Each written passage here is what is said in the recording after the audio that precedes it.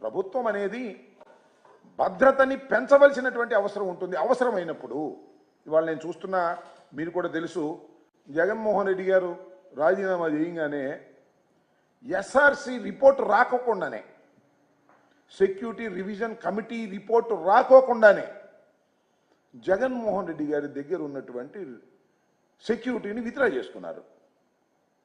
ఇదే ఆయన గేటు దగ్గర ఉన్న సెక్యూరిటీని తీసేశారు. ఈ రోడ్లోకి అందరినీ ఎలవ్ చేశారు.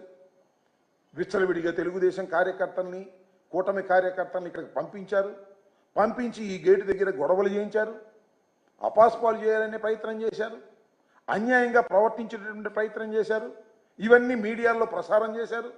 ప్రసారం చేసి జగన్మోహన్ రెడ్డి గారిని పలుచన చేయాలనేటువంటి ఒక ప్రయత్నాన్ని చేస్తున్నారు.